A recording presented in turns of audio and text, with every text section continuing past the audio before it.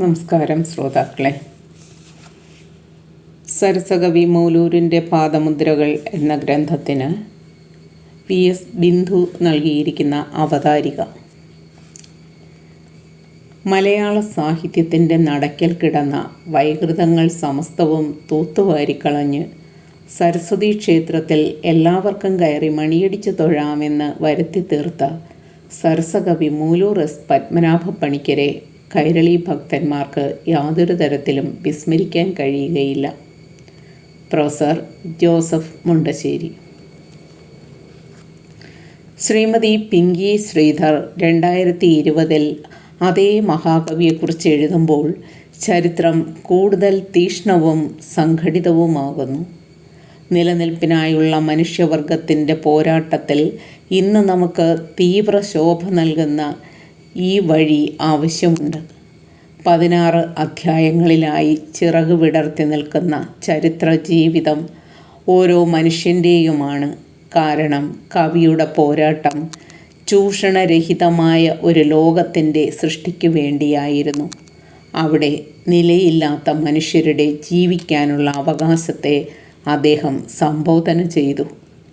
പിങ്കിയുടെ എഴുത്ത് ആരംഭിക്കുന്നത് ഗുരുനാഥൻ സ്ത്രീ നവോത്ഥാനത്തിന് നൽകിയ സംഭാവന ഓർമ്മിപ്പിച്ചുകൊണ്ടാണ്. മെഴുവേലി ആനന്ദഭൂതേശ്വര ക്ഷേത്രം സ്ത്രീകളുടെ സ്വാതന്ത്ര്യബോധത്തിൻ്റെ അപാരമായ ശക്തി കേന്ദ്രീകരിക്കപ്പെട്ടതാണ്. ആരായിരുന്നു മൂലൂർ എന്ന തൻ്റെ അന്വേഷണത്തിൻ്റെ കൗതുകങ്ങൾ അറിവും അത്ഭുതവും പിന്നെ ബോധമണ്ഡല വികാസവുമായി പരിണമിച്ചതെങ്ങനെയെന്നും എഴുത്തുകാരി വെളിപ്പെടുത്തുന്നു. നാടിനെ പ്രകാശപൂർണമായ വളർച്ചയിലേക്ക് നയിച്ച മഹാന്മാരെ അനുസ്മരിക്കുകയും കാവ്യഗരിമ കൊണ്ടും പ്രവർത്തനങ്ങളാലും ഓരോ നിമിഷവും സ്വയം പ്രകാശിക്കുകയും ചെയ്ത മഹാൻ്റെ ജീവിതരേഖ ഏറെ കരുതലുള്ള വാക്കുകളിൽ ഒരു സ്ത്രീയാൽ എഴുതപ്പെടുന്നു എന്നത് തന്നെയാണ് ഈ പുസ്തകത്തിൻ്റെ ബലം. ജാതിയുടെ അടിസ്ഥാനത്തിൽ മനുഷ്യരെ വേർതിരിക്കുകയും അധസ്ഥിതർ എന്ന് വിളിക്കപ്പെട്ടവർക്കിടയിൽ നിന്നും ഉയർന്നു വരുന്ന പ്രതിഭകളെ കണ്ടില്ലെന്ന് നടിക്കുകയും ചെയ്യുന്ന മേൽക്കോയ്മ അഹന്തകളെ മൂലൂർ വെല്ലുവിളിച്ച സാഹചര്യങ്ങളെ പിങ്കി ശ്രീധർ എഴുതുമ്പോൾ നമുക്ക് ചരിത്രവ്യാഖ്യാനത്തിൽ അവരുടെ നിരീക്ഷണ പ്രത്യേകതകൾ മനസ്സിലാക്കാൻ കഴിയും. തന്നോടൊപ്പം എന്നുമുണ്ടായിരുന്ന ആ ജീവിത സമരത്തിൻ്റെ സത്യസന്ധതയെ പിങ്കി അഭിവാദ്യം ചെയ്യുന്നത് ഒട്ടും ആലങ്കാരികമല്ലാത്ത വാക്കുകളിലൂടെയാണ്. വായനക്കാരെ ആ ചരിത്രബോധത്തോടൊപ്പം ഉയർത്താൻ ഈ പുസ്തകത്തിന് കഴിയുന്നു. മൂലൂരിൻ്റെ കാവ്യപ്രതിഭയുടെ കരുത്തിൽ യാഥാസ്ഥിതികരുടെ മനോനിലയെ സമർത്ഥമായി ചോദ്യം ചെയ്ത കവിരാമായണം സാഹിത്യ സംവാദം മനുഷ്യാവകാശ പോരാട്ടം തന്നെയായിരുന്നല്ലോ. ഈ പുസ്തകത്തിലെ ഒരധ്യായം ആ സമരം വിശദമായി ചർച്ച ചെയ്യുന്നു. ശ്രീനാരായണ ഗുരുദേവൻ്റെ സ്വാധീനം മൂലൂരിൻ്റെ ജീവിതത്തിലെ ഊടും പാവുമായത് എങ്ങനെയെന്നും ലളിത മലയാളത്തിൽ രചയിതാവ് നമുക്ക് പറഞ്ഞു തരുന്നുണ്ട്. ഇലവുംതിട്ടയിലെ മൂലൂർ സ്മാരകത്തിൽ അദ്ദേഹത്തിൻ്റെ സ്മരണകൾ ഇരമ്പുന്ന അവസരങ്ങളിൽ പിങ്കിയുടെ മനസ്സ് വായിക്കാൻ കഴിഞ്ഞിട്ടുണ്ട് എനിക്ക്. സ്ത്രീരചനയുടെ തെളിച്ചം ഓരോ വാക്കിലും ഉണ്ടാകാറുള്ളതും ശ്രദ്ധിച്ചിരുന്നു. പുരുഷാധിപത്യ മൂല്യബോധങ്ങളിൽ സൃഷ്ടിക്കപ്പെട്ടിരിക്കുന്ന വാക്കുകൾ ഉപയോഗിച്ചാണ് സ്ത്രീയുടെ എഴുത്തും തെളിയുന്നത്. ഊതിക്കാച്ചിയ അനുഭവങ്ങൾ എഴുതി വയ്ക്കുമ്പോൾ വാക്കുകൾക്കപ്പുറം ഏതോ മഹാസാഗരം ഇരമ്പുന്നത് കേൾക്കാം. അത് വേറിട്ടതാണ്. ചരിത്രത്തെ സ്ത്രീ എഴുതുമ്പോൾ അത് ചരിത്രം മാത്രമാകുന്നില്ല.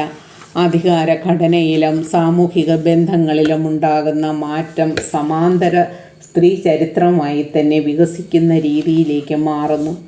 എഴുത്തുകാരി ശേഖരിച്ച വിവരങ്ങളെ അടിസ്ഥാനമാക്കി എഴുതുമ്പോൾ വസ്തുനിഷ്ഠതയുടെ സമഗ്ര രൂപം സ്വീകരിക്കുന്നതും ഈയൊരു പ്രക്രിയയുടെ ഫലമായാണ്.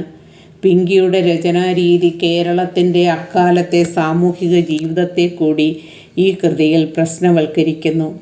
പരുഷവാക്കും ഭീഷണിയും കൂടാതെ അന്യരോട് ഇടപെടുന്നതിനെക്കുറിച്ച് നിയമസഭാ സാമാജികനായിരുന്ന മൂലൂരിൻ്റെ വാക്കുകൾ പൊതുപ്രവർത്തക കൂടിയായ പിങ്കിക്ക് ആത്മവിശ്വാസം പകരുക തന്നെ ചെയ്യും. അദ്ദേഹത്തിൻ്റെ പ്രജാസഭാ പ്രസംഗങ്ങളെക്കുറിച്ച് ഈ പുസ്തകത്തിൽ പരാമർശമുണ്ട്. കുറുമ്പൻ ദൈവത്താനും ടി കേശവശാസ്ത്രികളും കേരള നവോത്ഥാന പ്രക്രിയയിലെ തീപാറുന്ന രണ്ടധ്യായങ്ങളാണ്. മൂലൂർ ഗുരുവിൻ്റെ ഹൃദയവാടികയിൽ പൂത്തവർ. അവരുടെ ജീവിതങ്ങൾ മൂലൂർ എന്ന വിശ്വപൗരൻ്റെ സ്നേഹപൂർണതയിൽ ധന്യമായതെങ്ങനെയെന്നും നമുക്കിവിടെ വായിക്കാം. ശിവഗിരി തീർത്ഥാടനത്തിൻ്റെ ഉൽപ്പത്തിയെക്കുറിച്ച് ഈ പുസ്തകം ഒരധ്യായത്തിലൂടെ പറയുന്നു. 16 അധ്യായങ്ങളും വായിച്ചു കഴിയുമ്പോൾ നാം പുതിയ അന്വേഷണങ്ങളുടെ പാതയിലായിരിക്കും. അതാണല്ലോ സമ്പൂർണമായ ഒരു ജീവചരിത്ര പുസ്തകത്തിന് നൽകാനാവുന്ന വിലപ്പെട്ട സംഭാവന. പിങ്കി ശ്രീധർ മൂലൂർ മഹാകവിയുടെ സ്ത്രീപക്ഷ കാഴ്ചപ്പാടിൻ്റെ നിറവുള്ള പിന്തുടർച്ചയാണ്. കാര്യങ്ങൾ വിലയിരുത്തുന്നതിനും അവതരിപ്പിക്കുന്നതിനും തീരുമാനങ്ങളിലെത്തുന്നതിനും പ്രാപ്തമായ പൊതുപ്രവർത്തക. എഴുത്ത് ലോകത്ത് പിങ്കിയുടെ വരവ് സ്വന്തം നാടിൻ്റെ സാന്നിധ്യം മലയാള സാഹിത്യത്തിൽ ഒന്നുകൂടി ഉറപ്പിച്ചു തന്നെ. മൂലൂർ സ്മാരകത്തിലെ സാഹിത്യ സാംസ്കാരിക പ്രവർത്തനങ്ങളും നേതൃത്വവും വലിയ ഊർജം നൽകുന്നുണ്ട് എഴുത്തുകാരിക്ക്. ഈ പുസ്തകം എല്ലായിടത്തും എത്തട്ടെ, വായനയുടെ വെളിച്ചമായി നിറയട്ടെ.